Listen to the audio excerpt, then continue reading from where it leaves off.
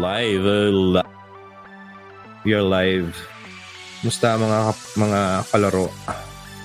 Live kami ngayon. Dalawa kami dyan kasi ini-snap kami ni VIVZ ngayon. Baka nagluluto pa. Nagluluto. Pasensya na kayo na magluluto yan. Ngayon wala siya kumain. Yeah. So iniisip nga namin dyan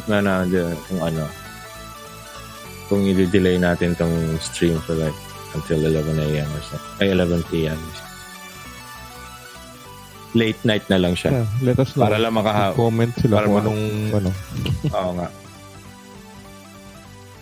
So yun, man. So what we're gonna talk about tonight is ano ba dyan? Gamescom, di ba? Oh, Gamescom. Di pa Gamescom. Hindi pa. Bahala sila dun. Maraming jeep na pupunta. Maraming jeep na maraming jeep papunta dun Para mapunta dun. Bawal na provincial ba sa EDSA so mahirap pumunta sa Gamescom. Anyway, so nga pala taga-probinsya ka pala dyan. Oo nga. Sa Laguna ka nga pala ngayon. So yun. O nga pala, so anyone listening, if there are any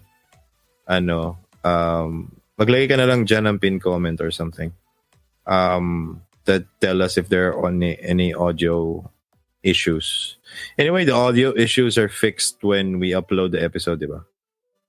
Iba na yung recording nun not sa Facebook. Oo nga. Yun. Hi, Player FM. Yeah! Mas madaling makinig pala sa Player FM Yeah. Tapos, yun, Gamescom, we're gonna talk about all the games that came out. Ano yung mga malulupit na lumabas dyan. Isa lang naman talaga. Tawan-tawa talaga ako sa kanya. Anong pangalan niya? Who's the host again of the ano yun? What was it called? Sa Game Awards siya diba? Oo nga. Si Game Awards siya. Si opening night live, diba? It's August 19 and it was like he was showing it. I actually watched. It was already finished. Nung pinanood ko siya and everything. Galing pa ang probinsya nun, Cho. Oh. galing pa ako ng Laguna nun, nahabol ko pa yun Mga madaling araw na, alauna yata or something. Pero sabi ko, grabe to. Pero I mean, I really have an issue with him hosting kasi nga parang awkward niya palagi mag-host. I mean, every time like a developer comes on, it's not hindi niya ugaling shake kagad yung hands. Tapos yung greetings nila is typical geeky fashion na he doesn't kasi what happens is like welcome whatever the name is, welcome Josh or ganyan. Tapos tell us more about diba, the game itself kasi that's what he's there for, diba? Parang introduce mo yung game since ikaw yung head developer or whatever director ng ginagawang game na yan. Pero the first thing that it's nice to be here. So parang, dude, can you next time do that for them? They'll just agree. Diba yung parang, it's great. I mean, it's great that you're here. Tapos syempre magre-reply siya. You wait for the reply. And yeah, it's nice to be here. So tell us more about it. Parang continuous. I mean, dude, diba? Millions are watching you, man. Parang sabi ko hindi pa I don't know. He's not really exactly. And also when he interviews people, particularly he gets interviews like CD Projekt Red CEO or founder, co-founder, ganyan. Tapos he just, I mean, the best content comes from the guest itself, not from the host. Tapos minsan yung upo niya parang wala lang. Parang sabi ko na lang, ano ba to? Pero one thing is agreeable sa kanya is he's really a fan of Hideo Kojima ever since. No? Obvious. Pansin mo yun? Grabe yun. Parang, I mean, talagang kulang na lang sambahin niya talaga, no? Every time ini-mention niya talaga si Hideo. I mean, I think iniisip ko nga parang somewhere along the line, he's gonna take credit for it. No, I mean, he made Hideo Kojima the way yung celebrity status ni Hideo Kojima. He was one of the reasons why people treat him with reverence like that. Pero not supposed to be, di ba? Kasi mas marami mga galing na developer na head sa kanila na ganyan. Hideo is just a visionary in its own right and his games are weird, di ba? Pero yun, let's talk about Death Stranding. Death Stranding yan. Alay, I was right. I've been saying it on this podcast for so many times. Man, it's a delivery simulation game. It's a delivery simulation. With a lot of cameos. With a lot of cameos and a lot of features that you would expect, pero you wouldn't expect on a game. That they would be that meticulous to include that. I think the reason why, ito lang opinion ko na naman to reason why I think Hideo went that direction is because ang gusto niya ngayon is to focus on the story because he has a great director behind him, di ba?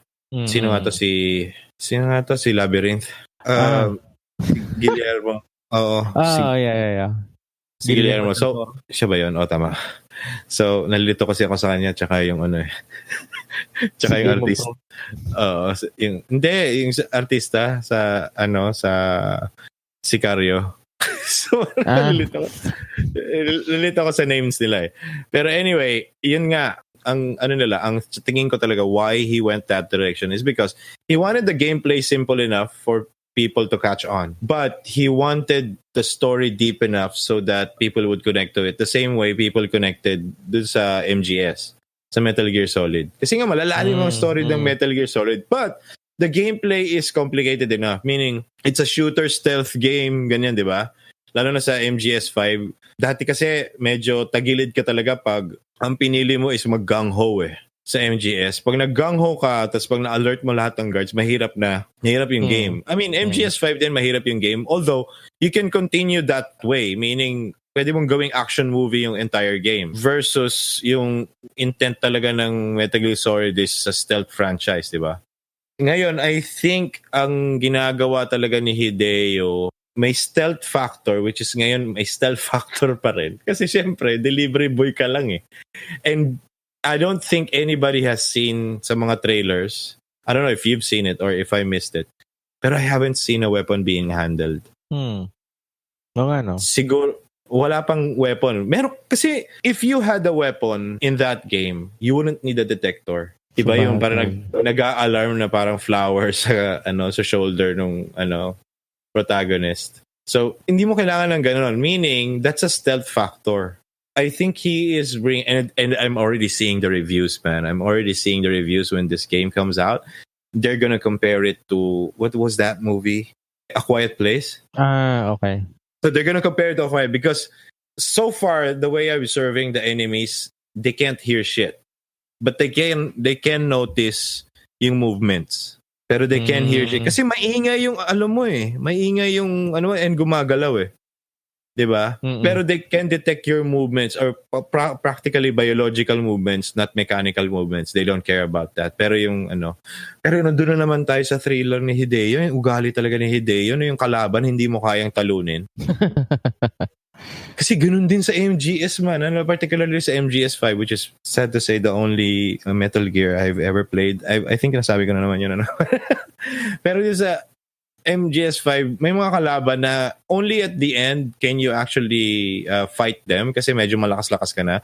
Pero at the start, this guy will like throw you an endgame boss that it's up to you, man, if you want to fight it or not. Pero they can't defeat them kasi when you shoot that, yung para mga zombie siya, mabagal siya gumalaw. Pero when they detect someone, mabilis din sila gumalaw. Parang si teleport, mabilis tumakbo, ganyan. Tapos when you shoot at them, umiilag sila sa bullets. So parang, what the hell am I gonna do, man? I'm just gonna run. So yun lang yun yung unang, when you see them, freaking run. So syempre as a gamer, itatatak sa isip mo yun na parang, every time I see these guys, kailangan tumakbo. Pero by the end, makikita mo na kaya mo silang patayin eh. Lalo na when you already have spoilers, pero when you already have what's Quiet, which is the sniper girl. She can run like them, but she only shoots from far away. She doesn't really shoot nearby. Pero yun, may stealth mechanic din siya, mabilis din siya tumakbo. So anyway, ano sa tingin mo? Ano pang theories mo dyan sa game na yan, pare? Well, sa MGS ba, may minsan si Hideo, merong May arcing theme na trying to make a statement on society or something, o wala? Oo, laging may ganun. Lagi niya minimix yung traditional Japanese, what do you call this? And not only Japanese, pero other myths as well. Like science has not explained yet. Tapos isisingit niya sa game niya. Para yun yung parang third party aspect ng game that you will see that it's like military versus military or ganyan. Pero at the end, siya parang military versus military, then there's this supernatural in the middle that guguluhin yung isip mo and everything, or guguluhin yung gameplay or yung story mismo, yung ganyan. So parang ganun talaga siya. So it's not far-fetched kung itong game ni Hideo may parang social commentary on what's happening now. Oh. And I think malinaw naman kung bakit because from the features itself, you can already see dead whales, you can already see like dead animals or something like that. So I think the narrative right now for Death Stranding is like take care of the environment or something like that. At saka I think may sinabi din siya na, di ba sabi mo delivery? Tapos yung, parang may sinabi dun sa, na, try to reconnect the country. So, feeling ko, ang gustong statement na ang tawag doon? Parang, shattered ba yung tamang word? Or, splintered society, gano'n. Pero I think this is gonna be post-apocalyptic. Kasi he already showed the map. He already showed the in-game map. And the in-game map, and sinabi rin ni Hideo is like, you're gonna start from the east coast of the United States. And you need to reconnect to the west of whatever is there. Siguro that's the most, parang, I don't know, I'll just call it alien. Ang tawag nila BT, di ba? Parang tama ba yun? BT ba yun? Tawag nila, you can detect BTs. Parang ganun. Lagi minimension. The babies can detect BTs, diba? Parang ganun. Parang sabi ko, I think the West Coast is totally infested with these BTs, and you have to reconnect United States or at least portions of it. Kasi nga, meron siyang pinag-usapan na meron siyang doomsday preppers. Tinatawag lang yan. So may doomsday preppers, meaning the world has already ended, or humanity has already shattered yung society now. It's not really, and you're reconnecting everyone. That's the reason why the first theory that I have, I think it was E3 that I theorized, yung parang settled na ako sa theory na yun, is parang, and that's why I also downloaded the movie, man. It's the Postman, technically. Or probably Waterworld, I don't know. It's Kevin Costner both anyways. So the Postman, if nobody has seen The Postman, because it's a freaking old film, The Postman is set on a post-apocalyptic world or United States that has forgotten everything, and everything is in shambles. In a society, the usual thing, katulad ng mga zombie movies, is like you live in communities, small communities, then diba, you can help each other out. May isang si Mads Mikkelsen yung sa diba? So there's this group called the Wholeness, which follows a particular military ganyan, parang someone, and that's named Holn, HOLN. So they're called Wholeness, and they're a paramilitary group that dominates the entire or I don't know where the setting is, pero the entire nation. So it roams from village to village, parang taking new people to the army. I mean, parang nire-recruit niya, or tapos nire-raid na lang nila yung mga villages for food, or kung hindi naman sila resistant, nagbibigay na lang ng tribute sa kanila. So I think this is in part what Mads Mikkelsen is for. It's like sila yung parang military group na nag-embrace na nung mga BTs, and they're using it to their advantage. So whatever their abilities are, they can also do it. Syempre shady naman tayo dyan, speculative lang and everything. Tapos, yun nga, you work the same, you're Kevin Costner basically. So, you're Kevin Costner, you're trying to reconnect everyone. And in the movie The Postman, he's not really a postman, pero he started to parang, what do you call this? He started to take over the persona of the United States Post Service. And and he was pretending that there's already a US government in the West to give hope. And then we're just, this is the first parang agency or parang ano bang agency to tawag to? Parang first government body na nagwo-work, which is a postal system. So it's as simple as that. And people can connect it, parang oo nga, tama, kasi they don't have an army, that big an army yet, and the postal service is very practical for people to connect with each other. So basically that's the reason why I thought that the postman is basically Death Stranding, but in a futuristic and probably several twists in the so that it would not be recognizable. Pero people recognized it when they showed, what I call this, Avatar. It's another Kevin Costner film, which is Dancing with Wolves. Oh my god. It's another Kevin Costner film, Dancing with Wolves. So that's basically it. So, yun nga. My god, Kevin Costner is a huge influence pagdating sa mga movies niya. Diyan nata si VIVZ. Sino? Si VIVZ ba yan? Ayan mo lang si VIVZ. Hindi rin gagana. Let her be. Okay lang yan. Well, gagana rin yan. Technical naman yan si VIVZ eh. Magaling yan eh. So anyway, so yun nga, that's what I think that you're trying to do is you're trying, yung sinabi na rin kasi na Hideo is parang you're trying to connect with these people so that they belong to pero you're the essential one kasi nga in a future setting, let's just say a postman would not only act as like a person just delivering packages or delivering ganyan, pero you're also a good scout at the same time, diba? Kasi you're seeing the country, what's going on there. Sa isang delivery point ba, makaka-deliver ka pa ba? Or overrun na rin siya ng kalaban or something like that, diba? Tas I think on E3, we actually see these guys that are connected with the BTs. They're trying to chase you when you alert them. So ito yung ang dami, diba? Every new information sa game na to, biglang ang dami mo lang question. May isa pang hindi pala sasagot eh, yung, may parang time travel? Or parang flashback? Testing, hello. Ayun. Hi babes. Hello, sorry I'm late. Ayan. May pinuntahan lang. Yun tayo, yung may gimmick eh. Grabe ka. Ano mga pinag-usapan niya? Wala, nagsa-start pa lang kami sa Gamescom. So pinag-uusapan namin si Hideo Kojima tsaka yung mystery game niya na Death Stranding. Kasi nga sini-theorize ko na I think, and for those listeners din that just joined in or just listening in, in-theorize ko na parang katulad siya ng movie na The Postman. Kasi nga, halos pareho sila ng style. Kasi nga, ito lang ang theory ko kasi ang basically yung gagawin mo doon is hindi ito katulad ng Metal Gear Solid. Wala kang baril, wala kang kahit magde-deliver ka lang talaga dito. Pero syempre, delivering packages has its own like obstacles, lalo na kung ang mga kalaban is there to kill you. And so may stealth mechanic na dyan, magtatago ka pero you have to deliver this package or something. Yeah.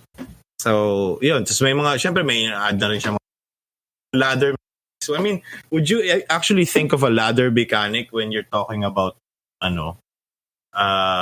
a military or a shooting game? Hindi, di ba? Bakit mo may isip ang ladder mechanic? Parang, bakit kailangan mo ng ladder? Bakit hindi ka nalang mag-rappel? Ba't hindi ka nalang ang tawag dito? Ano tawag nila doon? Grappling hook? Then, di ba, total military trained ka naman or something like that. Kaso hindi nga eh. Yung ladder mechanic would actually make it easy. Ganun talaga si Hideo eh. So, parang, gated regions, tapos parang puzzle, terrain puzzles. Ganun talaga how you're gonna go to point A to point B. Di ba? Yeah, that's your mission. Usually, that's mission. Pero, because it's open world, it's a vast open world again, then you're gonna have to think of a way to with yung mga scanners mo, saan ba siya located, ganyan. Paano pag yung katulad doon sa pinakitang feature doon sa Gamescom na paano kung sa gitna nun, before you actually reach the ledge, is that may enemy? What if merong mga kalaban doon? So how you gonna get past? So yung doon papasok yung stealth mechanic and everything like that. So yun ang medyo na interesting sa akin.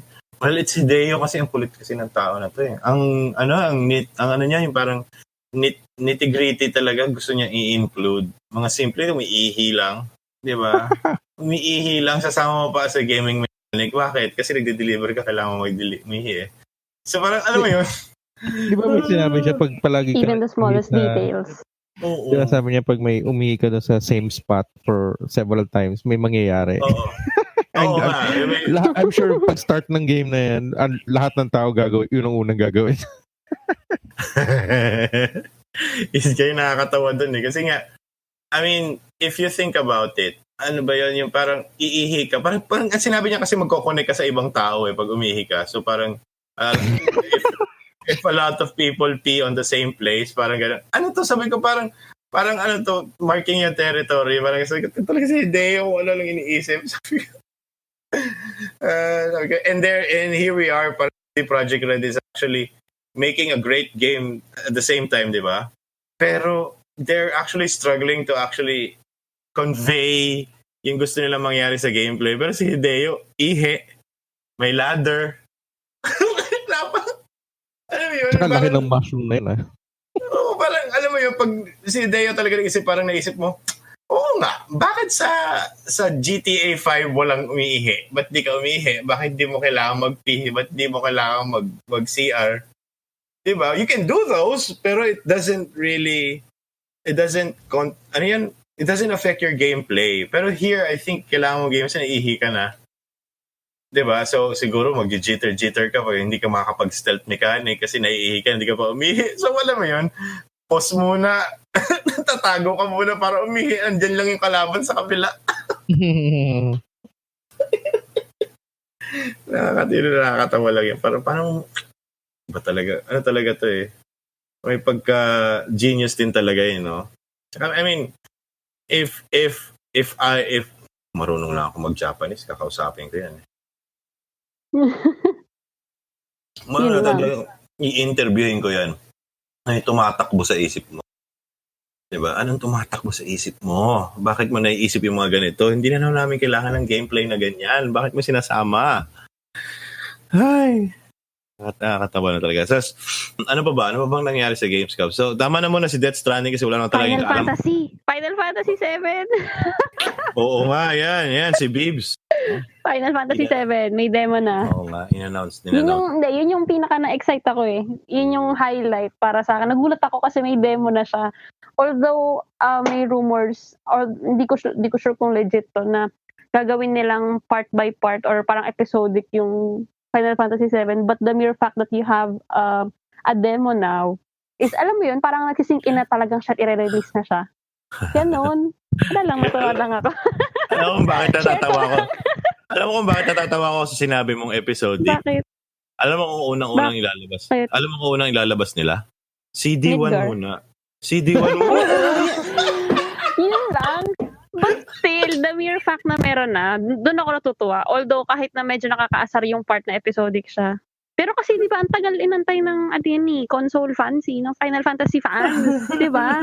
So, kasi alam mo kung ikaw, kung gusto mong interviewin si Hideo Kojima, ako si Tetsuya Nomura. Diyos ko, Lord.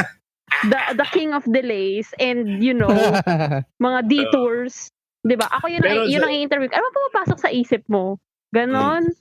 Pero sa Japanese talaga, I mean, I think someone from Nintendo.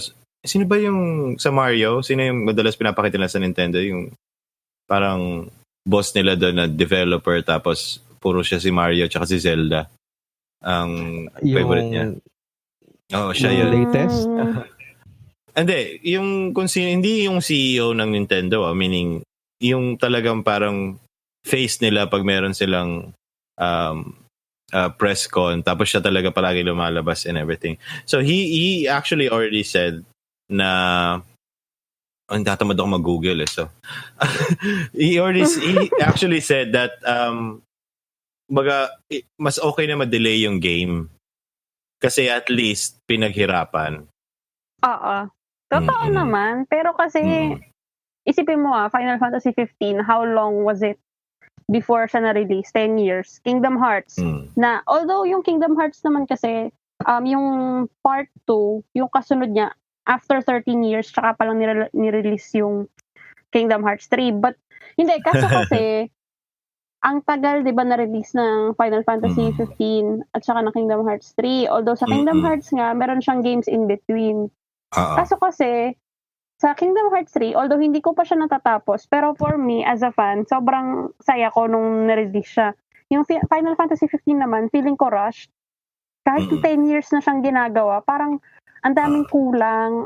Although, hindi ko pa nalalaro yung mga episodes, yung mga DLCs. Kasi naman, ginagawang, alam mo ginagawang, nawala si VIVZ. So, ayun. Ano pa ba lumabas sa Gamescom? Actually, maraming mga bagong games, pero mahirap, because most of them are previews lang naman. Medyo mahirap. Ay, nako. Anyway, going back. Doon tayo sa Gamescom. Final Fantasy. Teka lang. Sabay nawala siya. Yan talaga, COVID si VIVZ. Ayun. So, ano ba? Ano ba to? Saan ba tayo?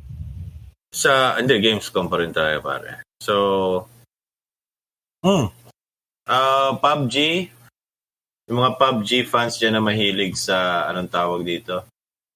PUBG fans na naglalaro sa PS4 and Xbox One, so you guys can play against each other. It was just announced. I think, ang maganda kasi sa Gamescom, ang napansin ko lang, most of their announcements are, most of their announcements are usually, on the day itself, they will launch it.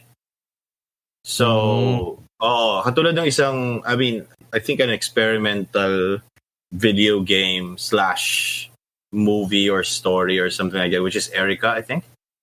They launched it on the same day. So it's already out.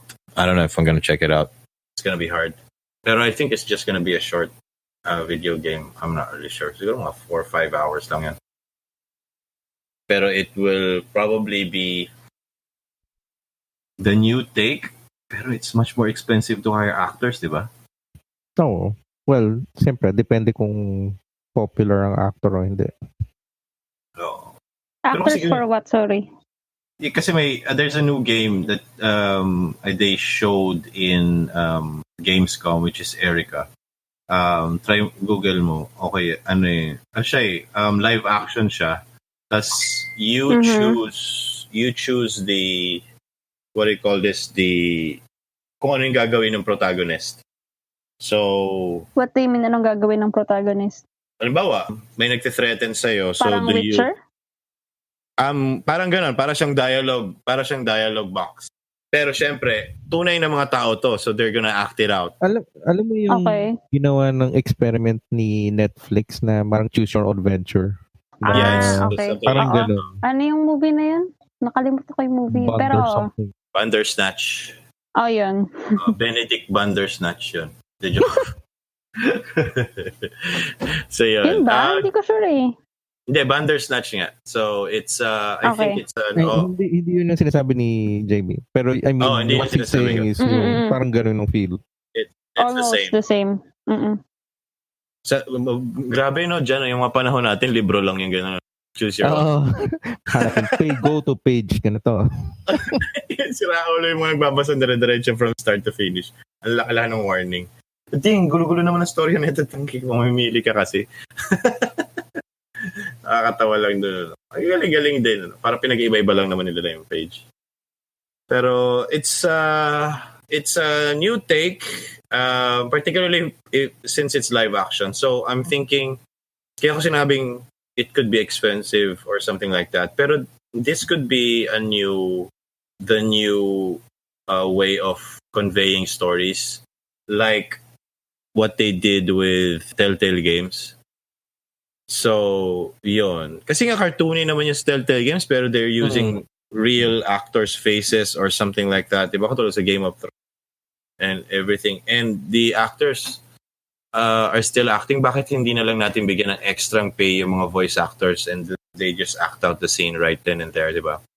Di ba? So, I mean, it could just be expensive kasi nga yung pagkakagawa ng Erica is sobrang ganda nung para siyang series, di ba? Yung cinematic quality, yung cinematic yung quality niya, oo. Although, I mean, I didn't like how the actor delivered this. Ano na yun?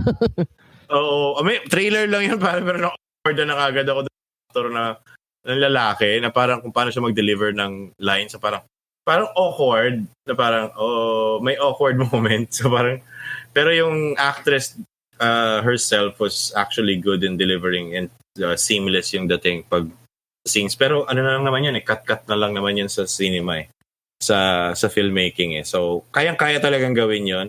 And I think ito siguro yung pinakamadaling development na ginawa. Unless siguro yung mga effects and everything like that. Pero ito yung pinakamadaling game development na nangyari kasi nga, dialogue box lang yung ginagawa mo Ayaw nga, no? Diba?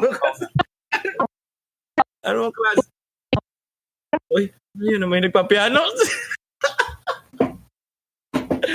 Yung voice mo, VIVZ, nagpa-piano. Parang may nagpiano. So, nag-i-in and out. Anyway, baka ako yung nawawala. Andiyan ka pa ba dyan? Sumagot ka kasi dyan. Nandito. Kaya ka. Titignan ko lang kung ano nangyari. Hindi, chinek ko lang kung ano nangyari kay VIVZ. Marami akong screen dito. Ayun. Ano pa ba? Hindi ko nakita yung Wasteland 3 na trailer. Pero ang tagal na ng game na yan. Diyos ko dahil. Anyway. Ano pa ba? Nintendo? Google Stadia, I think they had their own press conference. And I think Cyberpunk is coming to them. Samurai Showdown, Mortal Kombat 11. And yung Doom Eternal will also be played in Stadia. Who cares? Go. Who cares? Nobody cares, man. Show us real game footage and let us test your goddamn system. Diba? Kasi nga, yan. Hindi mo naman test ang Pilipino yan kasi for North America and Europe lang, di ba? Well, kahit naman available dito, hindi natin magagamit. Hindi kasi importante sa Pilipino yun. Wala tayong pera pambili lagi ng PS4 at mga games na bago. Gusto namin kasi kaya ng Pilipino mag-subscribe sa Netflix Bakit hindi lang Diba? Yung internet ang problema. Oo sayang Testing. Hello. Sino okay ba yan? na? Sino yan? Party line. Ano ba yan? Hindi kasi ganito yan. Ano yung sinasabi ko kanina? Ayun, ginugoogle ko yung Erica na game. Kaso parang feeling ko, nung nakita ko siya, parang hindi ko naramdam na laro siya. Yun nga. Parang sa nakakatawa. Kasi nga, ewan ko ba dun. Pero, hindi ko narinig yung mga sinabi mo previously. Pero ganun yung pakiramdam ko nung nakita ko siya nung parang, is it really a game? Kasi parang sa akin, okay lang na hindi perfect yung graphics ng game. Kasi it makes me feel like I'm still playing a game. Mm-mm. Pero ito kasi parang sa sobrang perfect na dahil nga tao na mismo yung ginamit. It doesn't feel like it's a game. Parang movie na lang siya. Parang interactive movie. Yun nga. Oo. So, ako naman, parang yun lang yung ko baka mamaya. Hindi ko pa naman talaga, wala naman talaga akong knowledge about the game, pero yun lang. But it's okay. I mean, it's already out, but I haven't played it yet. I think it's a good game. Mm-hmm. But actually, I'm thinking of from there, where can we go? Kasi if we're dealing with real actors now, it could be the same as how video games do it. Pero kasi I think how video games do it now is harder because you have to render yung mocap nila. Lahat. Yung motion capture and everything like that. There's no background, so you have to render everything like that. Pero what if you can just render just a small part of that, like yung magic and everything like that? So you can do it in the real world. Is it easier to actually render an entire world, or is it easier to shoot on location? So yun yung wala naman ako idea on how much it costs. is it really easier to shoot on location or mas madali? Kasi syempre kung developer ka talaga, hindi, re-render ko na lang, kaya ko yan. Kasi may mga Unity engine naman, may mga ganyan na automatic naman nila render yung environment and all that. Or yung Unreal Engine. Unreal Engine and everything like that. Yun lang yung concern ko kasi and hopefully from here mag-move on tayo kasi okay din siya na technology, particularly when conveying just a short story and everything, and it will open up the mainstream to more gaming content. Para hindi nila sinasabi yung mga sinasabi nila na pag nanonood ka niyan, maglaro ka ng violent video games, papatay ka na ng tao. Ang galing ko kaya sa Counter-Strike, di pa ako nakakahawak masyado ng baril. Di ka naman kinikrave na humawak ng baril. Diba? So, I mean, it's wrong and it's damaging to the industry, particularly when it involves parents and everything like that. Syempre, sensitive na yon kasi nasa loob na mismo ng bahay mo yung debate. Pero kung ganito kasi, I mean, naisip ko tuloy, parang bigla ko naisip, parang sabi ko, paano kayo ang probinsyano, tapos ganun yung walang iya. Hindi rin mo ikaw nagbibigay ng titulo ni yung mga linya ni Coco Martin. Ay, speaking of, alam mo yung, naalala mo yung, hindi, sa book pala yun. Alam mo yung book na Ready Player One? Oh. Is it, is Ready Player One a book or is it a movie or the book came after? Kasi may mga ganun ngayon, di ba? Book first, book then muna. movie. Okay. Book muna, then movie. Kasi, I'm not sure kung nakalimutan ko kung inano sa movie pero sa book, merong doon na inulit nila, kumbaga may game na yung Ferris Bueller. Tapos ikaw si Ferris Bueller. Tapos dapat sabihin mo yung lines niya. Tapos magre-react yung game. Doon, sa book yun hindi sa movie. Sayang hindi nila inano sa movie pero maganda yun So, I'm thinking kung sabi mo 'di ba, mag-progress itong genre, kung bagong genre man ito. Or maybe they're trying to replicate yung kung ano yung nasa book. Na ikaw mismo yung actor ng yung character dun sa movie na yun. Tapos pag na-correct yung mga lines mo, may points ka. Tapos magko-progress yung game. Oo nga. Oo nga. Yun yung iniisip ko na pa. Yun yung sinasabi ko na parang mga possibilities that we can go from where we are and everything like that. So, yun, sana maging catalyst to. Saka sana maganda yung kasi you can't, in this type of game you can't really judge the gameplay. Katulad ng yun? Ano yung isa? Was it Hard Rain? What was it called? Yung parang it was like a PlayStation 2 game before. That's now on Epic Game Store. Heavy Rain. So Heavy Rain is basically like that where you just choose. Puro siya I forgot the gaming term for it. Pero yun parang press X or hit X several times, yung mga ganun. Okay. Yeah. Within the cutscene and everything like that. So, yun. So, ganun lang yung Heavy Rain. So, and I think just a little bit movement with your controller where you're gonna walk and everything. Pero mostly it's dialogue. I think they also did an old game, which is a very good reviewed game. Pero this is a pure mocap game, which is LA Noire. Oh, maganda yun. Oo, diba? Kasi maganda siyang game and everything. So, imagine if there's a game called Law and Order. Law and Order game that has developed like this or has been developed like this. So, parang okay din siya. Tapos VR. Oo. Ay, ang ganda naman nun kung VR pa yun, kasi Law and Order, diba? So, maghanap ka ng clues, ganyan. VR. Nakikita ko na kagad yung mga YouTube videos ng mga comedy, no? Nagtitripan nila. Inaantay ka nila mag-dialogue. What? You're not saying anything. Oh my God. Pero that's where we're at right now when it comes to gaming. So, new technologies, new ways of conveying a story. And stories are great. Kasi nga, it's actually split. Usually naman pag gamers, di ba, split in two. I like the story, but I don't like the gameplay. I like the gameplay, and very few games actually merge the two, where both the gameplay and the story is great. So yun na yung mga nagiging game of the year and everything like that. So yun, ngayon may kita talaga. Pero ang daming mga gandang game ng 2020, no, Chong? Sobrang daming lalabas. I mean, Sony is already breaking its silence from... Kaya lang, hindi pa talaga sila nag-present ng Gamescom. Ano? Kaya lang sila mag-present. Hindi masyado. Parang ano lang yung sa Gamescom. Oo nga eh.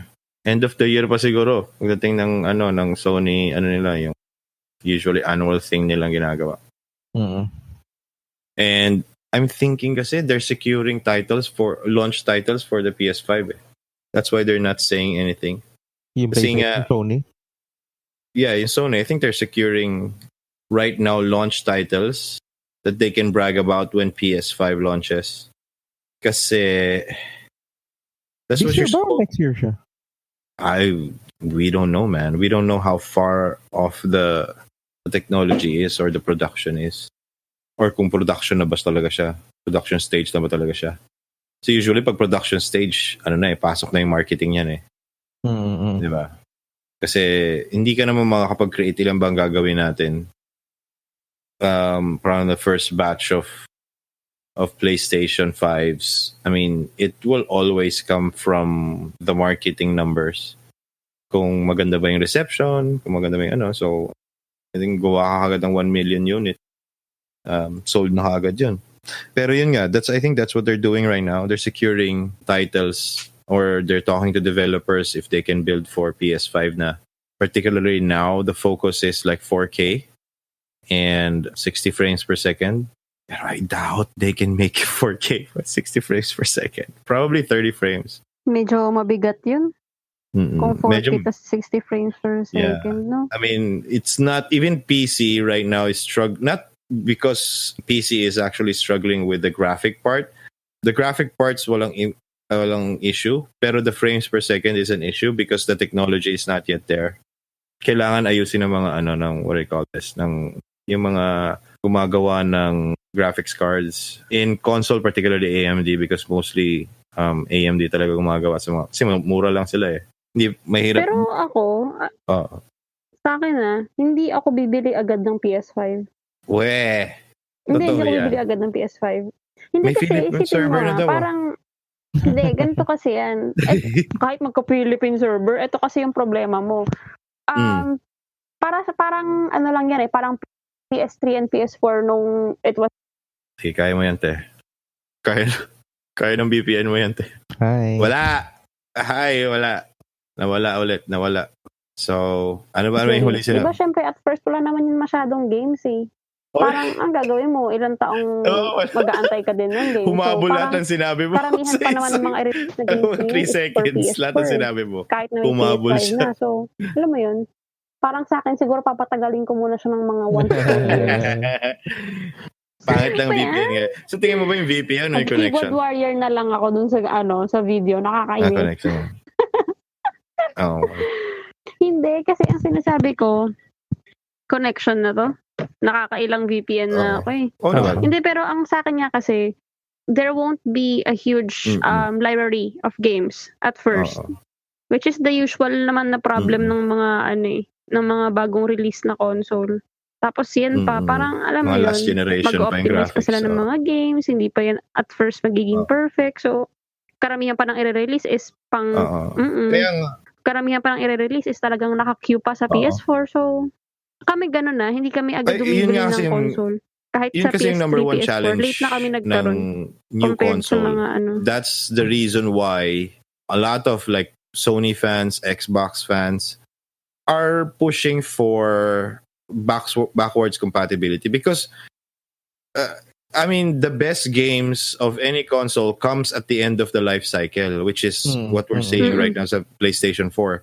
And I think the best, I mean we can't really say the best version, pero The Last of Us 2 will release on the PlayStation 4 if PlayStation 5 is not yet ready. Pero I think it's gonna be a launch title. And it will be backwards compatible with PlayStation 4. Kasi yun yung problema ng Sony eh. Pag gumawa sila ng mga pyesa, hindi nila nilalagay doon yung capability na mag-backwards compatible like 2 generations ago. So kakalimutan. Kasi ang gusto lang naman talaga ng fans eh. Gusto mo talagang lumipat lahat ng fans at wala nang bumili ng Xbox. Gusto mo talagang tapusin na ng lahat ng contest and everything like that. I-backwards compatible mo hanggang PlayStation 2. Tapos ang laban. Pero I don't think Sony will do that eh. Yun so nga. Parang yun yung nakikita ko Oo. Parang hindi. Kasi hindi nila kaya yung technology and everything like that. Kasi, I mean, syempre may mga pabibo dyan na yung mga marketing na bakit hindi na lang natin ibenta tapos, di ba, ibenta ulit yung tapos maglagay na lang tayo ng emulator program dito sa PS5 tapos they can play PlayStation 2 na. Yun lang pala gusto nila di ba? Pero ang problema dun kasi, hindi naman own ng Sony lahat ng titles di ba? Ito bang si developer magpayag sa'yo, di ba? So, yun nga yung and the second thing is, I think Sony has to be open-minded enough to allow crossplay on PS5, meaning it's open. Meaning, if it's the developer's choice, if they want to crossplay or not. And that's the end of story. And they will sell the best PlayStation ever. Pag ginawa nila yung dalawa na lang. Kahit isa lang dun sa mga yon, bebenta talaga ng todo yan. Kasi nga, lalo na yung yung backwards compatibility, oh my God, sobrang kailangan talaga yon. Kasi nga, katulad yan, maganda yung point mo, VIVZ, kasi nakakasayang, wala titles. Meron naman ako mga PlayStation 4 pa. So, laruin ko muna yon sa mas magandang graphics. Diba? So, para ka na rin nag-remaster. Naging dilemma ko kasi yan at one point Naging dilemma ko yan at one point. Kasi nung before, di ba, PlayStation 3 lang. So, meron kaming mga games na meron sa PlayStation 3, meron sa PlayStation 4. That time, kinocomplete ko yung Kingdom Hearts series sa PS3, although na-complete ko na siya before, so PS3. Paglabas ng PS4, nagkaroon na naman ng bagong remix yung game ng Kingdom Hearts, which is also just the same lang naman. Pero syempre, alam mo yun, iba yung parang na double whammy ako doon. Nauto ako ng Square doon. Napabili ako ng 2 games. Actually, 4 ata. Dahil lang dun sa remix na yun.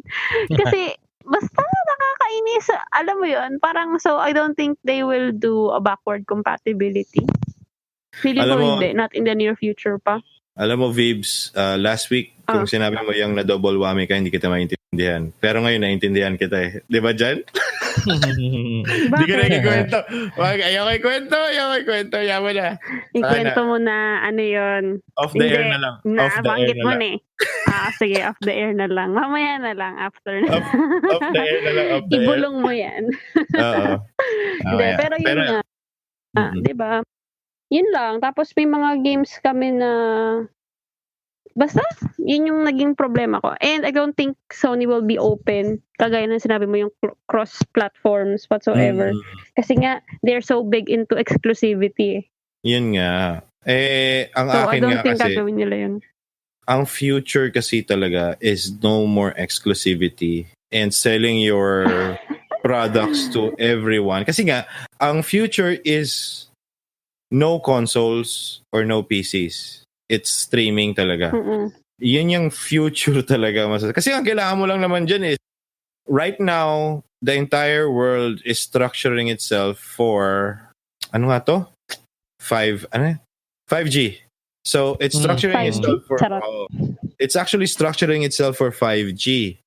Now, if you can do live streaming of games and you can play it on any device that has connection to the internet, then it will making yung parang ang problema ng Sony is parang gagawa ka ng magkuha ka ng engineers, design ka ng product, ng machine to actually play games.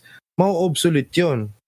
'Di ba? Ang pinanghahawakan mo na lang talaga is you'll be the last guy para kang Mr. Scrooge na hindi exclusivity. Sa amin nyo lang malalaro yan. What if the gamers say, you know what? Screw exclusivity. 'Di ba? Katulad ng Fortnite. It's one of the biggest games out there and nobody can explain why. You can speculate that it's the graphics, it's cartoony, it's ganyan, pero it's the same as PUBG rin naman, it's the same ganyan. Pero it's all across the and they are allowing crossplay.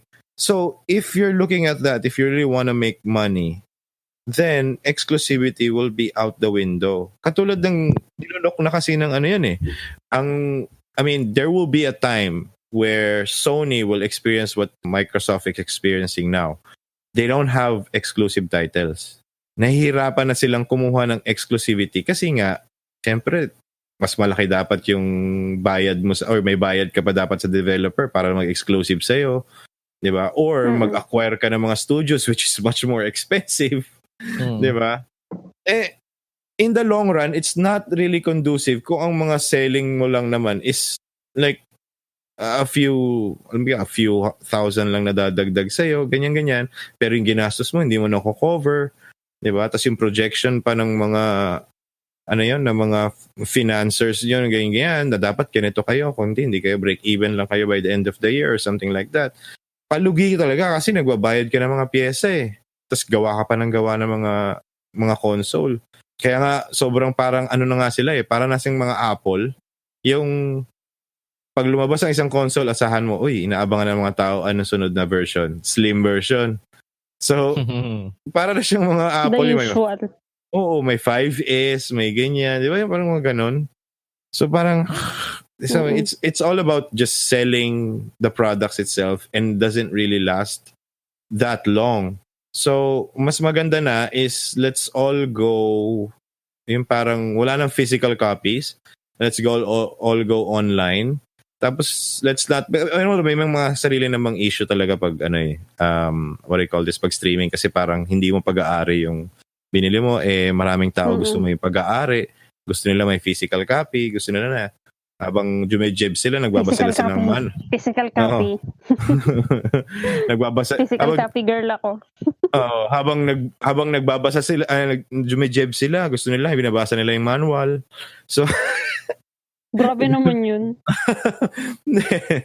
Hindi, yung sinasabi ko lang parang may mga, ako nga, sabi ko nga kay Jan before is like, we can't really say no to those people. Pero those people are a small percentage of the population of gaming. Which one? Meaning, yung mga bumibili ng... Yung physical copies? Not only physical copies. Yung... Actually, parang, wait lang parang sa akin, mas konti pa nga bumibili yung ng digital copy eh. Based sa mga, sa console kasi yan. Based sa mga, sa console. Pero kasi pag binase mo yan sa Steam, hindi mananalo yung figures na yan. And Steam is making billions of dollars a year. So, ano bang gusto mo? Billions of dollars a year? Or just cater to your fans na is already dwindling? Kasi nga, marami naman nagkasabi na parang, pag lumipat ako ng PC, ang ganda pala sa PC. Sobrang okay pala kumpara sa restrictions ng controllers and yun, yung console graphics and everything like that. So, maraming, what I call this, pros ng pagiging exclusive. Pero, like I said, hindi ka natin magagalaw talaga yung market ng mahilig mag-physical copy. Lalo na yung mga collector's editions, I think should still be there. Pero people should care less about the physical copy. Like the CD itself, that should be downloaded online. Kasi ganun na nangyayari. Bumili ka ng physical copy, pag saksak mo, meron kang update na mga 30 gig din naman pagpasok mo. So parang, what's the use, di ba? Pero kasi, ito yung problema niyan. Kapag nag-digital copy, ako, I'm thinking of it sa console perspective. If you're gonna buy a PS4, let's say 1 terabyte yung binili mo, pero ang dami kasing games na sobrang lalaki ng updates. Na parang may chance na sobrang napupuno yung PS4 mo. So you have to delete and delete shit or buy external hard drive. That's what you're gonna do. Unless you have a CD. Physical copies nga na at least updates lang yung dina-download mo, not the game itself. Yun lang. Parang yun lang yung nakita ko magiging downside. If you're talagang gamer ka na, ang dami mong binibiling games. Which is, the usual case of gamers. Pero, yun lang. Yun nga. I think kasi, curious case kasi nga yung console gaming.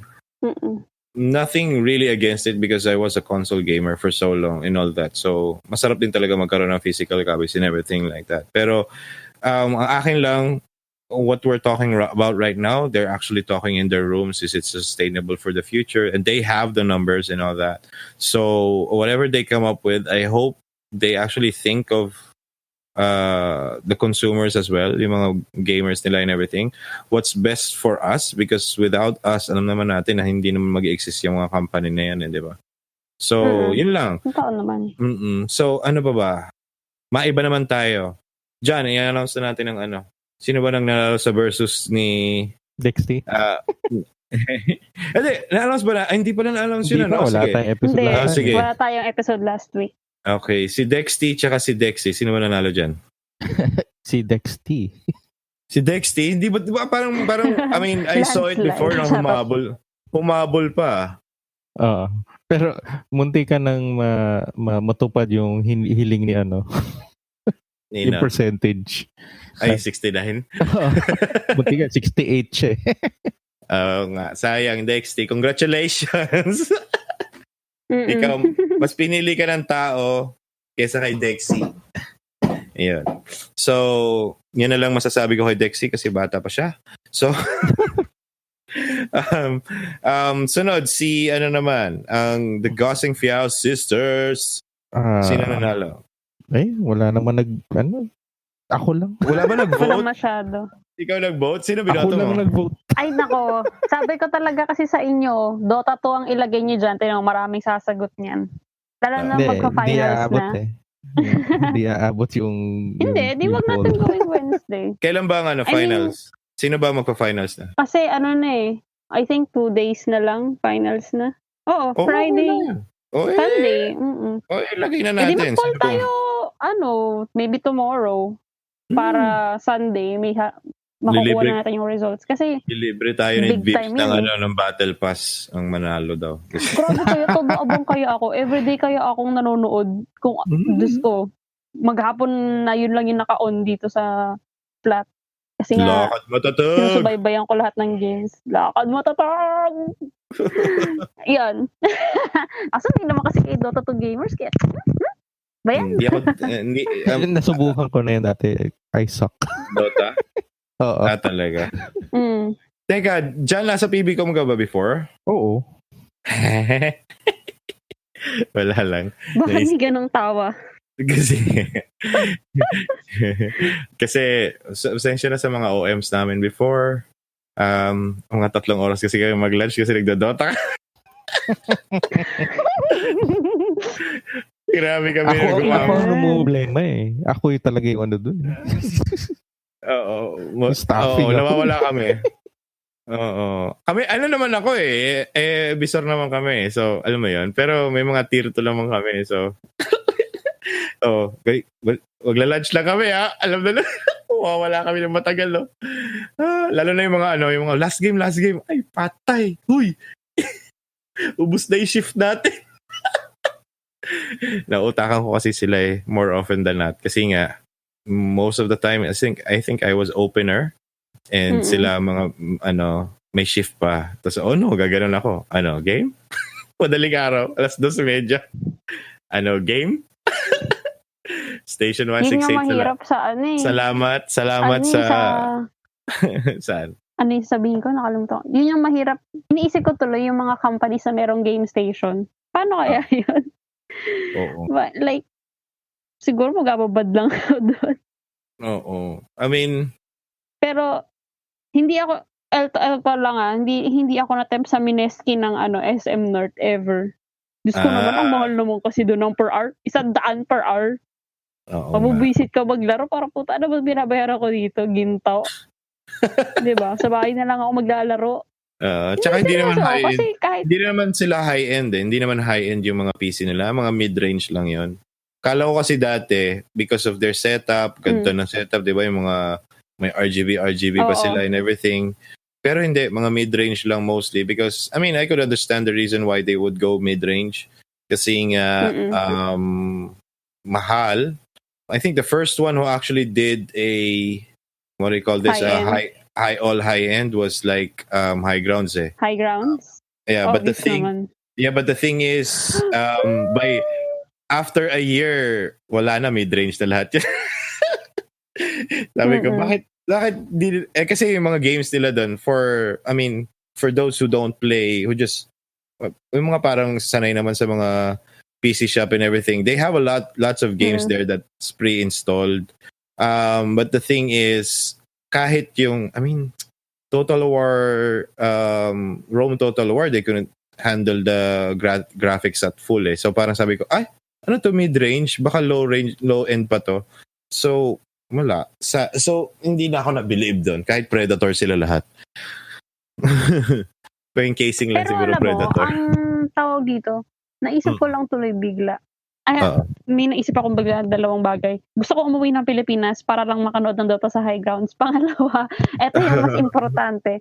Feeling ko isang advantage lang din siguro ng console yan. Na it won't get obsolete after 2 to 3 years. Unlike kasi sa computer games na you have to, update your... Hindi naman lagi, but still. Hindi naman din lagi. Pero depende rin kasi. Depende rin sa manufacturers or sa generation ng ano. And if you're a PC gamer or even a PC builder, nakaka-addict lang talaga mag-upgrade. Pero you really don't need to. You can last like 5 years. But the thing is, that's what the console is for. That's why disappoint lang kasi ako ngayon kasi from last generation, which is this generation PS4 and the upcoming generation PS5 and even for Xbox, hindi maganda yung mga ginagamit nilang pyesa. So, ang ginagamit nilang pyesa is, yes, you can, kumbaga sa PC yes, on these types of pyesa na binili nila para sa mga consoles, yes, you can play on high settings. Pero kasi sa PC may tinatawag na ultra eh. So yun yung dapat binibenta nila. And I don't think they would have a problem even if they sell it at freaking $800 a piece. Kasi, yung parents nung bata, bumili ng iPhone na $1,000 mahigit.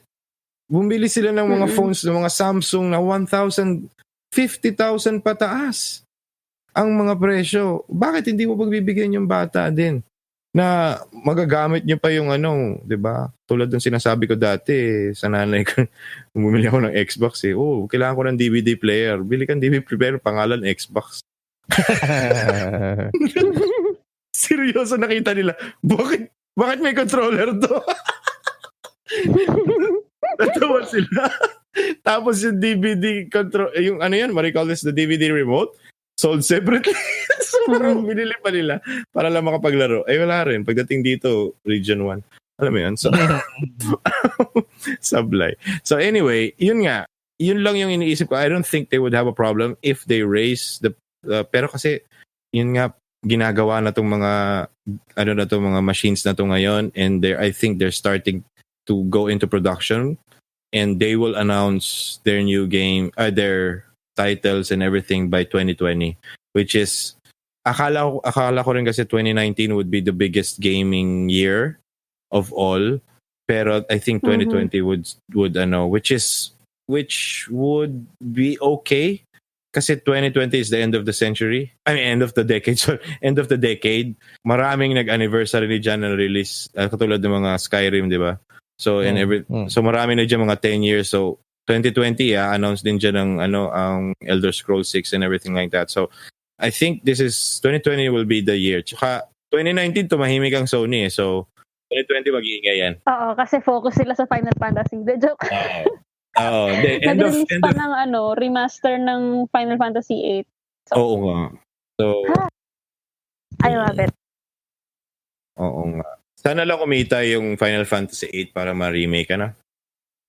Kasi gusto ko makita ang magaganda yung characters nila. Tsaka para makita talaga kung gaano kapogi si Strike.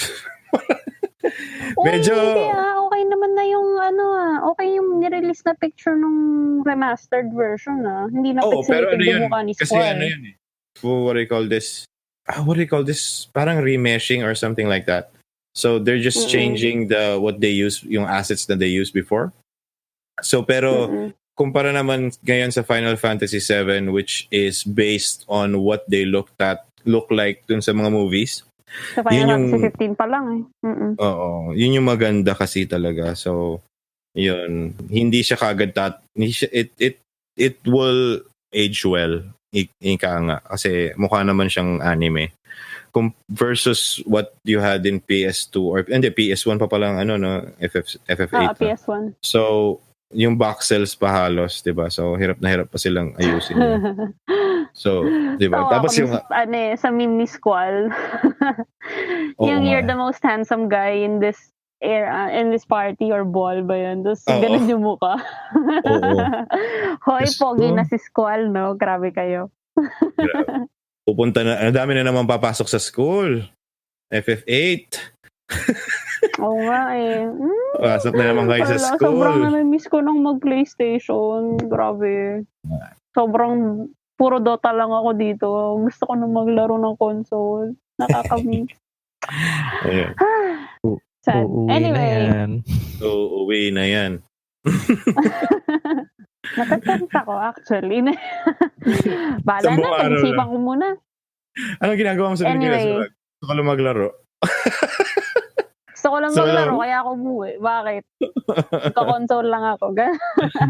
Rich kid, umuwi pa. Hindi, pero yun lang. Sobrang, ewan ko. Anyway, change topic. Ayoko na pag-usapan yan. Ito pag-usapan natin since I think this will be our last topic. So, ang pag-usapan naman natin ngayon is I think we talked about this off air. Yung tungkol sa how our casters, particularly now, it's TI9. Tama, di ba? So it's TI9. So TI9. Isa kasi na, yung mga pagkakasulat, yung, ay, T19 na. May nagsabi kasi T19. Natawa ako. Ha? T19? Yun. So TI9. Okay. So TI9, I mean, on how our casters, particularly now that there are two huge teams that have made it to TI, which is Mineski and TNC, right? So, actually, tatlo. Pati Fnatic. Sa mga hindi nakakaalam, ano yung TI na yan? The international yan. TI9 or TI, the international is... Di nyo alam ang TI. Top player. Bakit kayo nakikinig dito sa podcast na to? Di nyo alam ang TI. But that's the biggest. Isipin mo kung magkano na lang yung price pool. Parang si Dexty tsaka si Dexy. Wait. Madinisi ako. Ano na? Excite ka for some reason. So yun. Anyway, so ang what do you call this? Ang pag-uusapan natin is how our casters are actually ready, how they are preparing or prepared themselves for the international, which is one huge tournament when it comes to Dota. The thing with, how I observe, I'm not really criticizing them negatively or anything like that. Pero siguro, ang till dear nito bago natin pag-usapan for me is like, we could do better. Kasi, I mean, John, you just discovered yung di ba? Lakad matatag, di ba? Kung sino yung casters na yan. So, lakad matatag. I mean, with even Filipino words, we can actually make an impact pagdating sa casting and everything like that. I mean, we respect some a lot of casters out there, particularly the ones who are experienced enough and everything like that. Pero sa akin kasi, I mean, and you were wondering about this on what was my issue when it comes to the casters. It's like, the thing is, when you're in front of the camera and your company, whoever you work for as a caster, actually put up this studio for you, and you have a production team or cameras that are being handled by someone. May mga cameraman kayo, may production crew kayo and everything like that. May nag-cue sa inyo kung live na kayo o hindi, or all the shebang of being in the broadcasting field. I mean, my request is like, number one, wala ba tayong mga PA para magkaroon man lang ng uniformity on what exactly to wear. Number two, di ba? What exactly to wear? Kasi, I mean, I'm seeing people on jerseys, on, hindi naman to sports, esports to eh.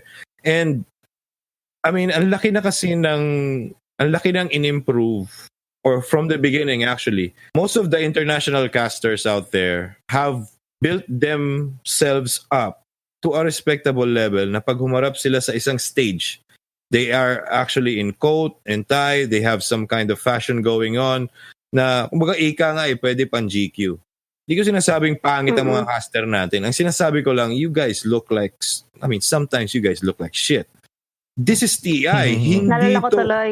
diba? Oh. Just to add, nanonood kasi ako ng TI from a popular or a famous studio or hindi ko ma-explain kung ano sila dito sa Philippines. And one line, nagulat ako. Kasi early morning yung, 9 a.m. is the earliest ata, or 8 a.m. Tapos meron silang isang guest na nagulat ako. Parang hindi pa nga ata naliligo or nagtututbrush.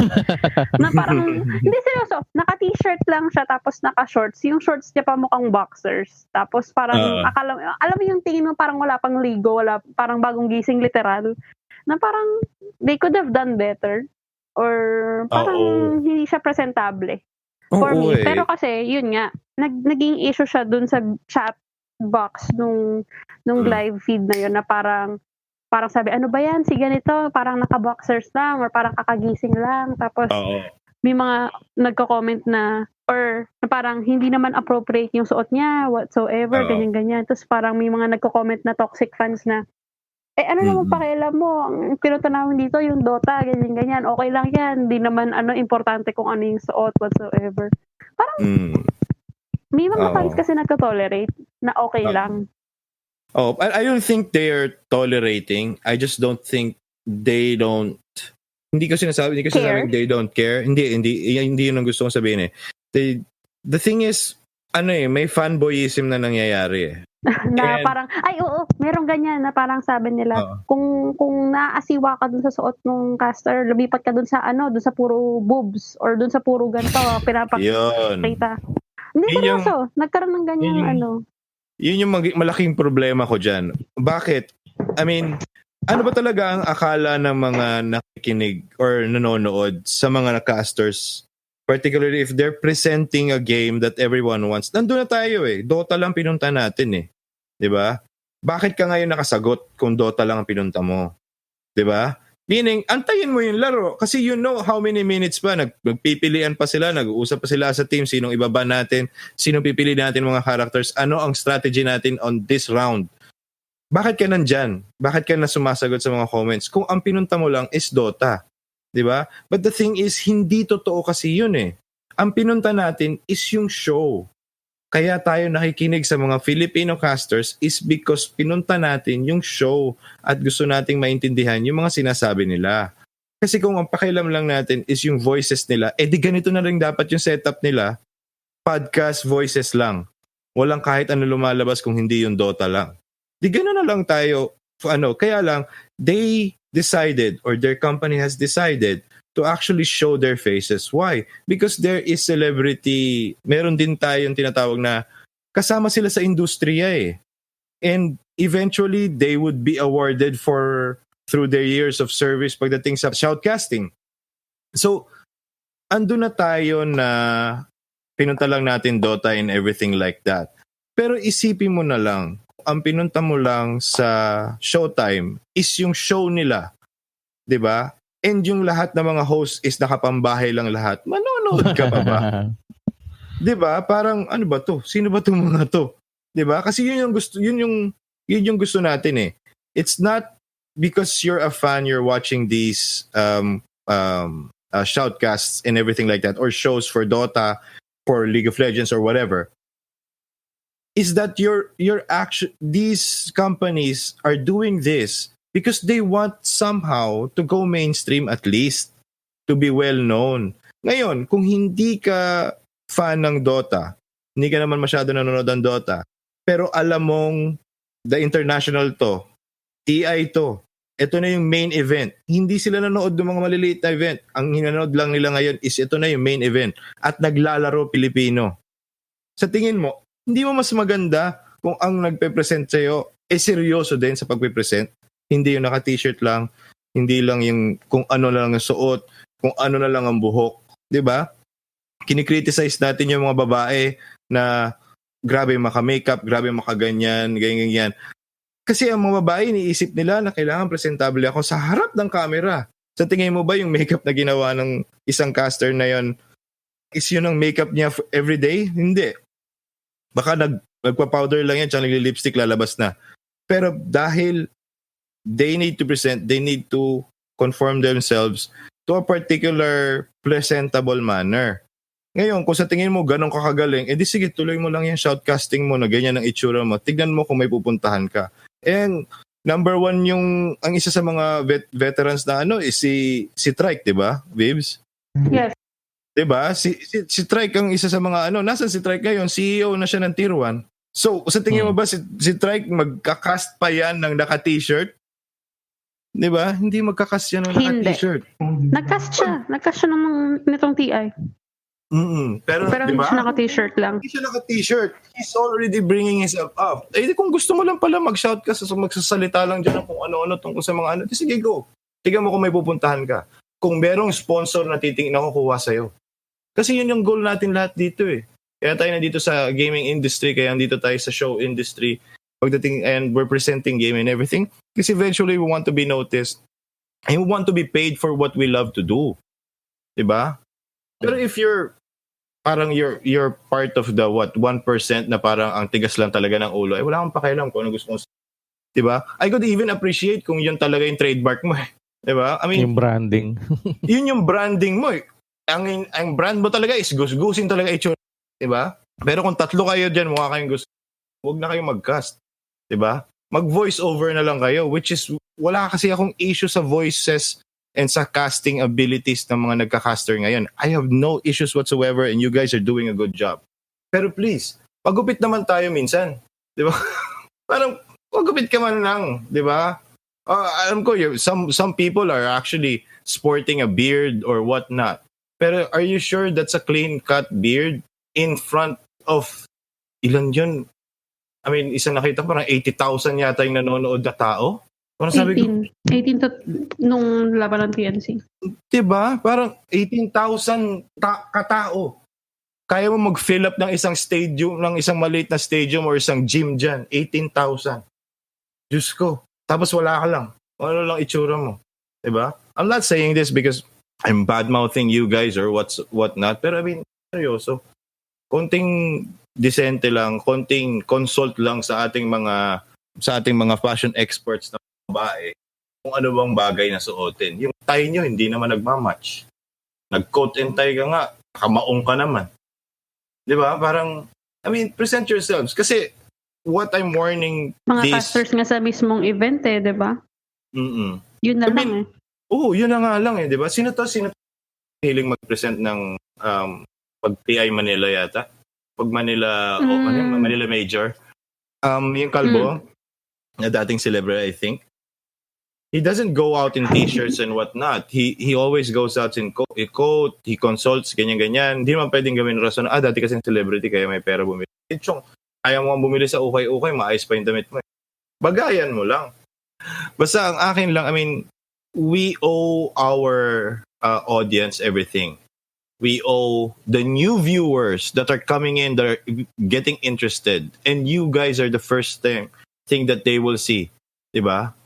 Yun din. I mean, siguro sa pagsasalita, I think the topics should revolve around the players, who's playing, what are their stats, what are they doing, what have they done in the past, what are their styles and everything like that, yung mga nuances, ano yung madalas ginagawa ng team na to, kung OG ba to, ano yung madalas na ganyan, ano yung madalas na pinipick nila and everything. I think that is being discussed.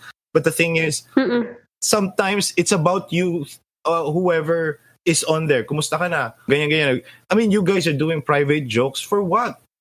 Nobody follows the stream all throughout. Kasi malaking dapat everything is all about the TI9 show. Everything is all about that. So, ang comment ko lang talaga doon is, or suggestion or probably criticism, man, we should do better. This is TI9. I mean, ang dream natin dito price is lang ng TI. Oo nga eh. Ang dream ko dito, $33 million. Sa totoo, ang dream ko dito, ang gusto ko manood dito is ito yung binubuksan ng, yung ginagawa ng, ano yung tawag dito? Ginagawan ng mayor, libre ka manood sa gym. Yung katulad ng ginagawa sa Pacquiao. Yun ang dream ko dito eh. Di ba? Right. Kasi that's more sponsors. More popularity for our teams. More money for them to actually improve. Di ba? Kasi, marami dyan, yung iba dyan, wala sa tamang mindset, wala sa tamang, kaya sila siguro natalo or something like that. All of those are being considered. Pero sometimes, it's just about how they're being treated sa sarili nilang team. Pero kung yung team nila walang pera, ano na lang? Bakit? Walang sponsor, walang pera pumapasok eh. Bakit? Hindi tayo ganun kasikat eh. Diba? Yan ang problema ng lahat ng atleta sa Pilipinas. Hindi kasi sikat yung yung event. Kaya walang nanonood. Kaya wala kaming support. Hindi, at saka isipin mo, we're trying to, diba? Esports is a thing now. Hindi na siya, exactly. Pangarap or dream lang. Tsaka nga diba? Number one warning ko sa mga shoutcasters ngayon, if you don't shape up, if you don't keep up, pag sila Kinito Henson na nag-cover ng esports neto, kakainin kayo ng buhay. Di ba? Pag nag-cover neto, sila, yung mga nagko-cover ng boxing, saan kayo pupulutin? Wala. Ang kailangan lang nila, magre-research lang sila about the players, magre-research sila about the game. Uhugot lang sila. Ang kailangan lang nila, researcher, i-brief lang sila, alam na nila sasabihin. Ngayon, saan kayo? Hindi pwede tayong palagi naghahanap ng taglines na katulad ng lakad matatag. Kasi sinwerte yung mga yun, alam nila yun. Sinwerte sila. They didn't even know na mag-feature sila ng ganun. Exactly. Kasi yung casting kasi nila na yun, parang alam mo yung literal na entertainment. Sobrang exactly. Entertainment purposes. Which is good, diba? Which is what we should be known for. Kasi nga, masiyahin ng mga Pilipino, ganyan. Diba? Pero, kailangan din natin mukhang maayos sa stream. Magpuras ka man lang na mumukha.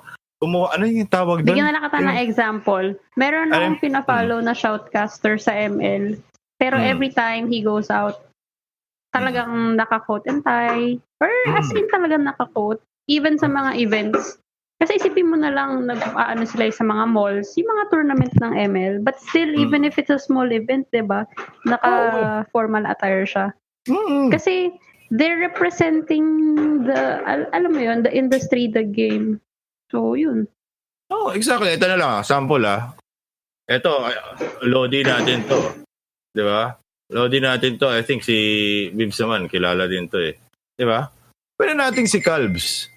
Nag-i-stream si Calbs. Paano mag-stream si Calbs? Si Calbs, mag-stream lang yan. Yun talaga. Naka-jersey lang yan. Kasi nakapambahay lang siya. Nasa bahay siya. He's trying to convey a atmosphere of welcomeness. Parang relax lang tayo. Nood lang tayo dito. Laro-laro tayo. Chill homie. Lang. Chill lang. Pero nakita mo ba nag-jersey yan pagdating sa... Di ba? Pag main event yan, pag pumunta yan sa ESGS, kumbaga nag-casting yan live. Kahit konti lang yung nanonood na tao doon, naka-coat and tie yan, nakaayos yan, wala kang masasabi dyan. Diba? I think I think Calbs his signature is like may sombrero siya or something. May sombrero, oo. Nasa Shanghai siya ngayon, actually, para manood ng TI. Exactly. Come on guys, diba? Maawa naman kayo sa atin, diba? Hindi mo nakikita na si Calbs is a person who just, he's a person who actually likes to wear t-shirts or relax lang, cool na cool, diba? Pero, everything that you can see about Calbs is like, naka-coat yan, naka-ganyan, respectable yan, hindi mo makikilala yan. Kasi showbiz na eh. Diba? Showbiz na to eh. Diba? Kaya sabi ko lang sa inyo, warning lang yan. Pag meron talagang mga magagaling na broadcaster na gusto nang mag-cover ng esports. Ng esports, patay kayong lahat. Wala kayong lahat trabaho. Diba? And Eto also, na lang, isipin mo na lang. Sige. Yung mga big publishing companies, let's say Inquirer, meron na silang esports Exactly. part or parang, alam mo yun, Exactly. section. Exactly. Diba? Para sa iba dyan, I mean, they've spent years shoutcasting and all they have is their experience. Pero you know what? Nanganganib ang trabaho mo and yung linya mo sa napili mong profession. I mean, I'm sure more of them are getting paid and they're getting paid good. But the thing is, once or now, we already have Masscom students who play Dota. Paano kung sinabi nila sa sarili nila? Diba? Paano kung sinabi nila sa sarili nila na parang, alam mo, aayusin ko ang broadcasting, kukunin ko yan as major ko and everything, public speaking, broadcasting, mag-aaral ako kasi gusto kong maging shoutcaster. At meron siyang degree, mga kapatid. Paano mo tatalunin ngayon yan? Pag nag-apply yan sa mga kumpanya, meron akong degree, Masscom ako. Diba? Oh. Ikaw, tapos yung iba nakuha lang, demo lang. O, diba? I mean, the thing is... may kukwento rin ako mamaya. Pero off record na. Mamaya. Sige.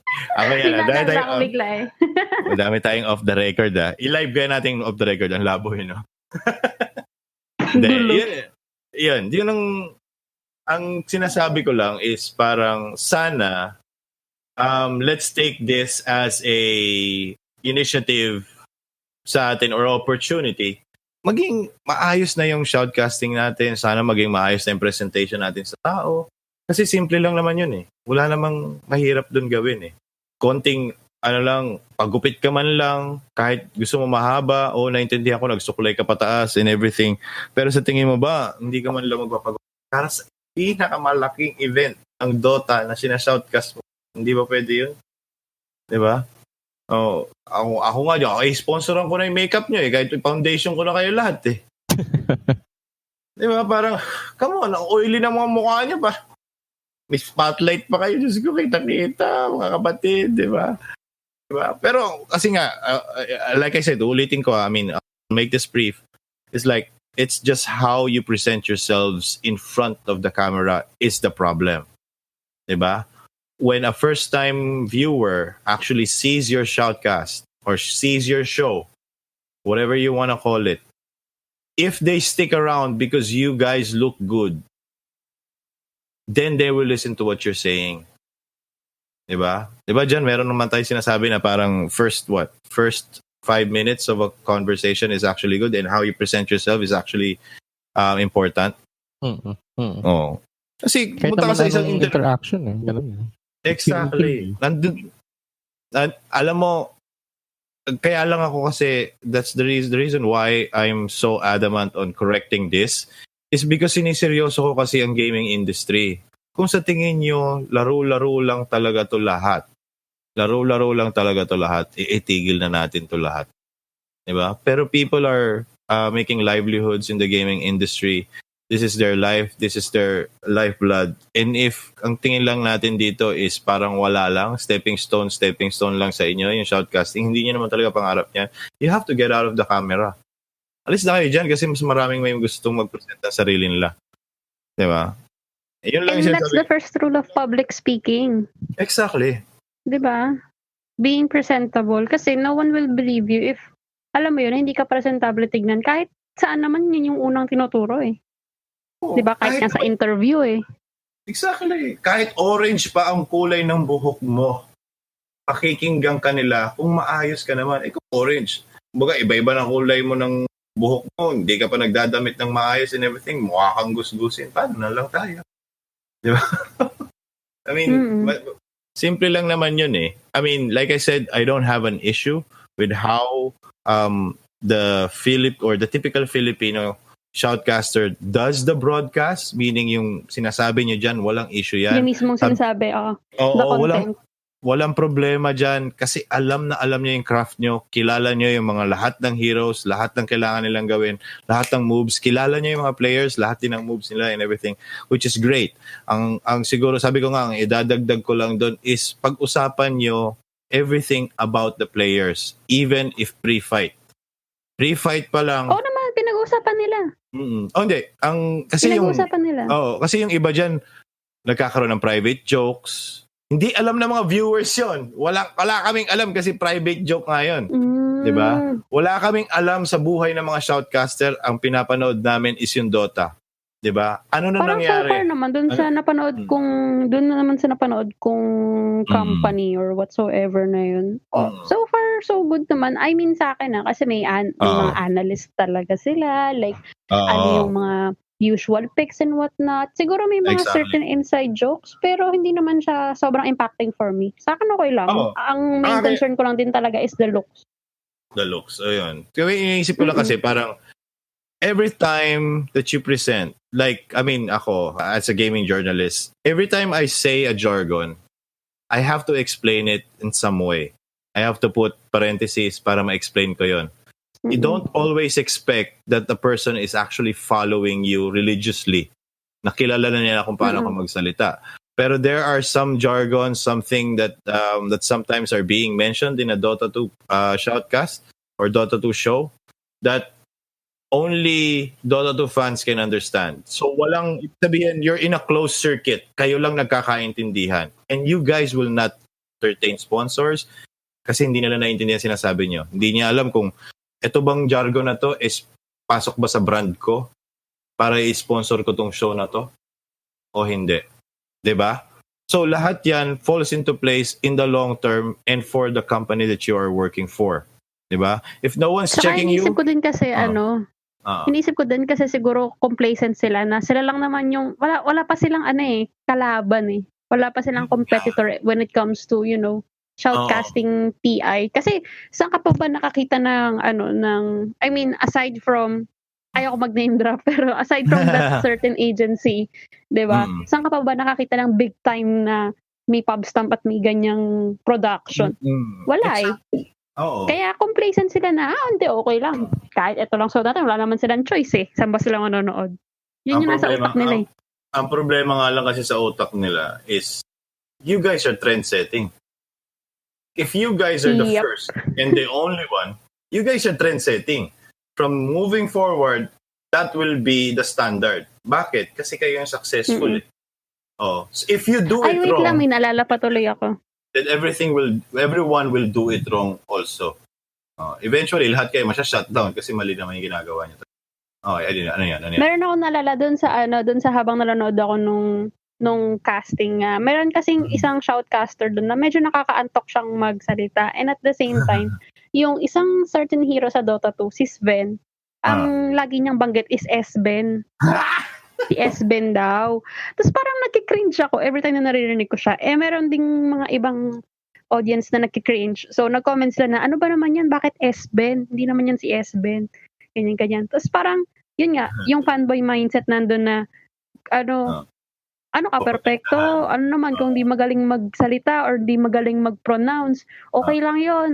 Lumipat ka na lang sa iba. Parang sa akin, yun nga yung point ng shoutcasting. You have to speak properly.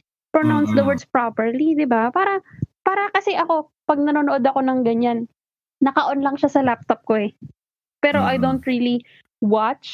Siguro sa mga crucial moments lang. Pero di ba, you have to be able to hear them properly. Siguro kaya sana magkaroon din sila ng mga... Kaya bilib ako sa kanila kasi pagpupuko na yung labanan, let's say, nag-gank na sila, nag-team versus team na. I mean, doon mo makikita ang bilis nilang magsalita. And they can follow everything that's happening. That's why wala akong issue Pero yun din, babalik din ako dun sa dati kong point na sa pronunciation, di ba? Alam ko, ikaw, okay, balik ako dun sa dati. Triggered na siya. No, I mean, lalo na si VIVZ ko, laki ng issue niya sa pronunciation. Pero the thing is, hindi kasi trainer ka Kasi trainer ka So, I mean, that is your job. So, I mean... Nagpapantig talaga yung tenga mo kagad pag nakarinig ka ng ganun Exactly. Ako rin naman Pero, yun nga yung isang problem.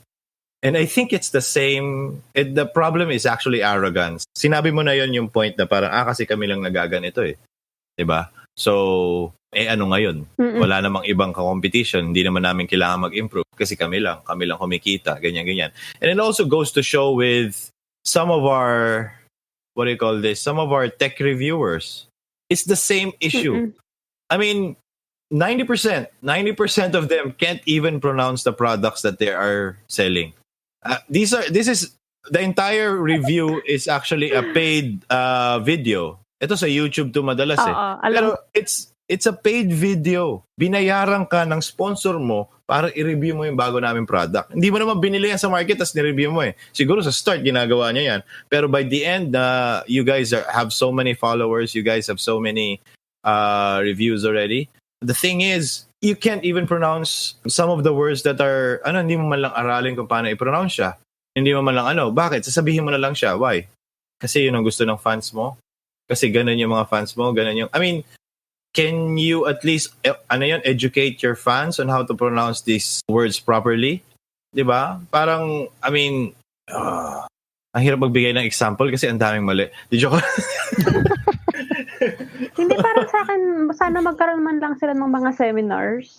Like alam mo yun, seminars lang, just to help them out or educate them on what to do.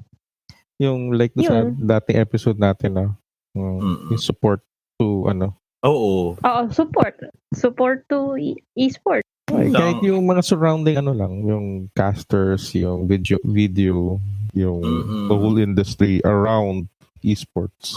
Hindi naman namin sinasabing maging kasi yun nga nagtumitililing din sa tenga namin ni VIVZ ni John yung mga sinasabi ng iba. Di kung ayaw mo, wag na. Hindi yun Guys, criticism to Hindi naman namin kayo tinitira kasi titirahin namin kayo, mas masakit pa sasabihin namin. I-mention namin kayo by name kung sino kayo. Tsaka kung ano yung mga company nyo. Mga Pinoy kasi ganyan Diba? Pero we're trying to give you sabihin criticism. Crab mentality crab mentality. Tapos tayo lang sa Pilipinas lang kayo sikat. Pagdating niya sa international, tanong sa inyo, sino ka? Pupunta ka sa feeling, you're trying, for those fans and listeners, not really of us, pero yung fans ng Dota and everything like that, if somebody criticize, paki-analyze muna yung sinabi.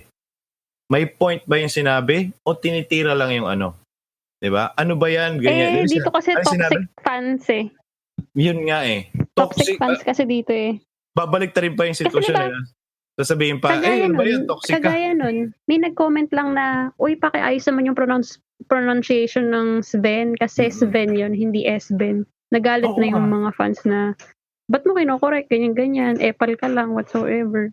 Yun nga diba? Kasi defeatist yun defeatist yung ganun klaseng thinking na if kinorek niya yung tamang pronunciation, ang sagot mo kagad is Eddie Wow. Hindi pwede yun, di ba? Kasi, ano bang tawag doon? Intelligence shaming ba? Parang ganun. Di ba? Smart shaming. Wag tayong ganun. Kasi, tignan mo muna talaga. May point ba? Di ba? Pwede na naman tanong, bakit mo nasabi? Diba? Mas magandang meme yun kasi mas may point yun. Bakit mo nasabi? Meaning, that person is now in the position to explain himself. Him or herself. Na parang, kaya ako nasabi yan kasi totoo naman, ganyan lang yung suot yan. Dapat, ganito yung pronunciation yan kasi dapat ganito naman talaga yan. So ngayon, at least meron kayong intelligent conversation. Hindi yung, bawal ka magsalita ng kahit ano. Umalis ka dito. Parang, okay. Di kayo lang fans. Paano kayo nag-grow? Paano nag-grow yung fandom nyo kung ayaw nyo mag-welcome ng criticism? Paano mag-i-improve yung idol nyo o yung loading nyo kung ayaw nyo pa-criticize? Diba? So, gano'n ba kataas talaga yung tingin nyo sa kanila na nasa rukuruk na sila, na wala na silang mali? Hindi naman Diba? Kayo pa nga yung mga kulit na pa-picture naman. Suplado. Yan kayo rin yun Pa-shoutout naman. Shoutout naman. Wala, kayo na pa ako nagpapa-shoutout dito, hindi ako pinapansin. Diba? Mga ganon. Sus, Ginoo. Diba?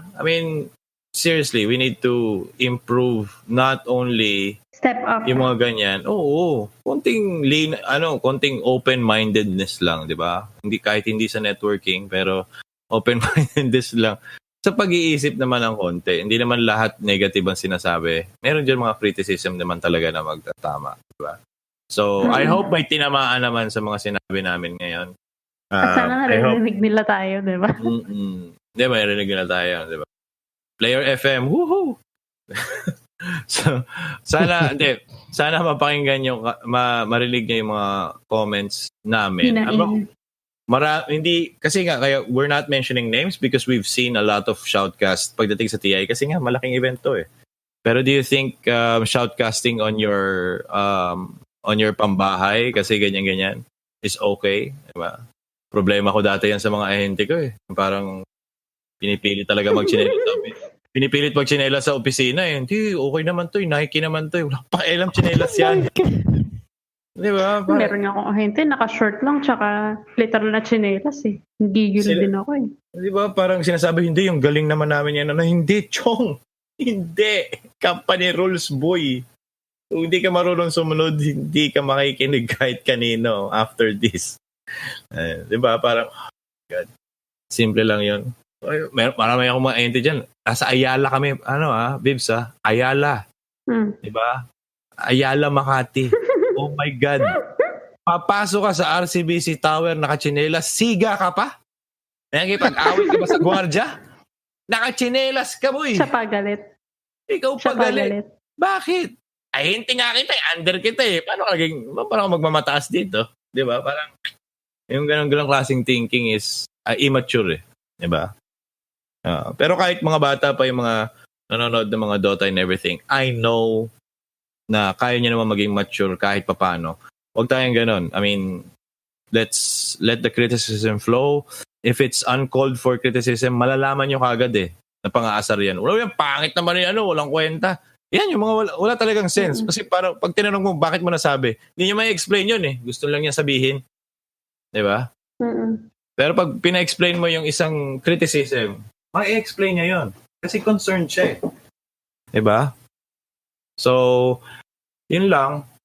Init. Ang init na tuloy. Pinawisan ako sa salita doon. Ayaw maligo eh. Ayaw kasi maligo eh. Diba? Nagbasa lang ng buhok, okay na eh. Pero yun nga, I mean, we wish you guys well sa mga, on mga ika nga eh, sa showbiz ang tawag eh, more power. Diba? And yun. Sana, I mean, if not from us, I hope somebody, your mentor or whatever, would tell you the same words that we actually told you here. Kasi, hindi naman negative eh. Hi, VP daw. Ang daming fan si VIVZ. Oo nga eh. Hi guys. Nagko-comment naman ako. Sinasagot ko naman sila sa comment section. Oo nga eh. Hindi ko lang mabanggit sa Ikaw na ang Lodi. Yeah! Kaya nga. Pero yun. Kahit tunog robot yan si VIVZ. Daming fans. Naman, pag ako bumalik sa streaming, sinasabi ko sa'yo. Joke. Magtago na sila, magte-tech review, tsaka magsa-shoutcast din ang tama. Joke lang.